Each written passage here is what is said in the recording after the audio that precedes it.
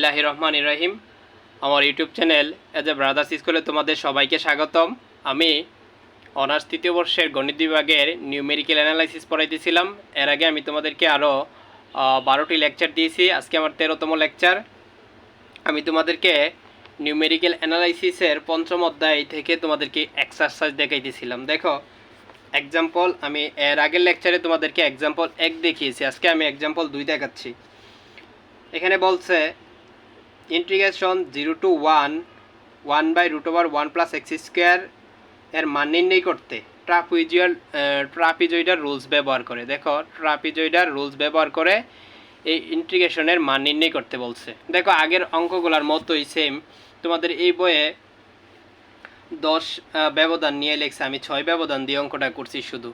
তোমরা যারা 12 করছো লেকচার, তাহলে 13 অবশ্যই বুঝবা। বাকি সবগুলা সেম নিয়মের অঙ্ক, তারপর আমি তোমাদের বোঝার সুবিধার্থে আমি অঙ্কগুলো করিয়ে দিচ্ছি। দেখো এখানে যে ম্যাথটা দেওয়া ছিল, এই ম্যাথে আপার দেখো ঊর্ধ্ব সীমা হচ্ছে 1 আর নিম্ন সীমা হচ্ছে 0। তাইলে আমরা কিন্তু নিম্ন সীমাটারে ধরে নেই এ, আর উচ্চ সীমা যেটা ঊর্ধ্ব সীমা এটাকে ধরে নেই বি। তারপরে এটাকে আমরা 6টা পার্টে ভাগ করি, অথবা 10টা ভাগেও ভাগ করতে পারি, কোনো সমস্যা নাই। কিন্তু বেশিরভাগ ক্ষেত্রে 6 ভাগে ভাগ করা হয়। দেখো তোমাদের বইয়ে 10 ভাগে ভাগ করছে, n এর মান 10 নিচে, কিন্তু আমি এটাকে ইন্টু 6 ইকুয়াল পার্টসে ভাগ করছি, আর তোমাদের বইয়ে করছে 10টা। 6টা দিলে যা 10টা দিলে একই হয়, তবে আরও ভালো মান আসে, এটা আর কিছু না। দেখো হেয়ার h সমান b minus a by n, এটা হচ্ছে সূত্র h এর মান বের করার। তাহলে b এর মান বসাইলাম, এর মান বসাইলাম 0, 1/6 বের হয়েছে। তারপরে আমরা এটা থেকে টেবিল বের করলাম এবং x এবং y এর মান বের করলাম। এর আগের মেতে আমি তোমাদেরকে পুরোপুরি দেখিয়েছিলাম যে x0 হচ্ছে লোয়ার লিমিট, x0 হচ্ছে কি লোয়ার লিমিট। তারপরে এর সূত্র হচ্ছে x1 সমান x0 plus h, x0 plus 2h, x0 plus 3h, x0 plus 4h, x0 plus 5h, x0 plus 6h। তারপরেও যদি আরও থাকতো তাহলে x0 প্লাস 7h 8h যোগ করতে, এইভাবেই হইতো।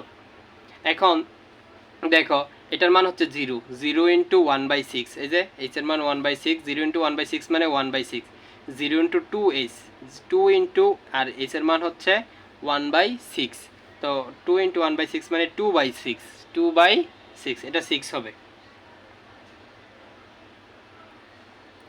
এভাবে 0 ইন্টু 3h, তাহলে 3 ইন্টু 1/6 মানে 3/6, এইভাবেই সবগুলা মান বের করছে। আশা করি তোমরা বুঝতে পারছো, এটা সহজ বিষয়। এবার দেখো ওয়াই এর মান কীভাবে বের করতে হয়। তো ওয়াই এর মান বের করার সিস্টেমটা হচ্ছে, আমি দেখাই দিচ্ছি ক্যালকুলেটরের ব্যবহার। দেখো এখানে ওয়াই আছে, দেখো এখানে আলফা ওয়াই দিলে তারপরে ইকুয়াল চিহ্ন দিবা, এই ইকুয়াল ক্যালসির মধ্যে যে ইকুয়াল আছে, এই ইকুয়াল ওয়াই সমান 1 বাই তারপরে √1 + x²। তাহলে এটাকে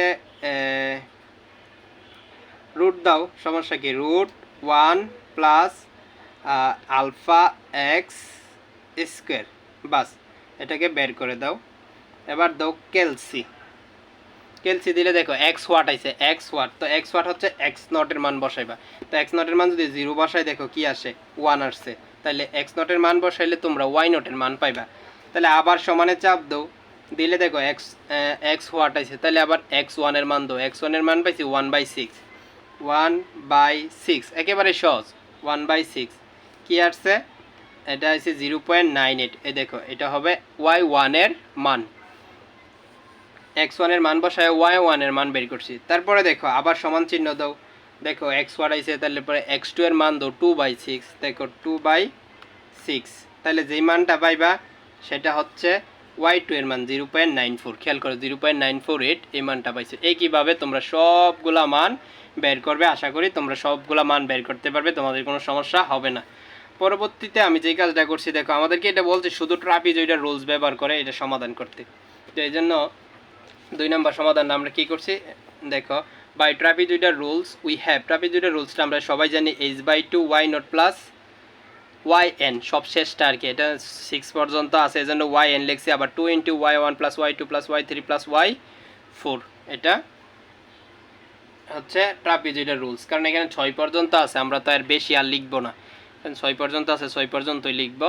তারপরে দেখো এইচ এর মান হচ্ছে 1/6, 1/6 বসাইলে 6টা গুণ হয়ে যাবে 12, 6 দোকানে 12। আর y0, y0, y6, y1, y2, y3, y4 সবগুলার মান আমাদের দেখো এই ছকে আছে। এখন মান বসাইছি আর ক্যালকুলেটর দিয়ে কাজ করছি, বাকি আর কিছু না। যোগ করছি, 2 দিয়ে গুণ করছি, তারপরে এটা দিয়ে ভাগ করছি, 1/12 দিয়ে ভাগ করলে আমাদের রেজাল্ট এসে পড়বে এটা। আশা করি তোমরা বুঝতে পারছো, তোমাদের কোনো সমস্যা হওয়ার কথা না। তারপরে যদি তোমাদের সমস্যা হয় অবশ্যই আমাকে জানাবে, আমি তোমাদেরকে এটা অবশ্যই সলভ করে দেবো।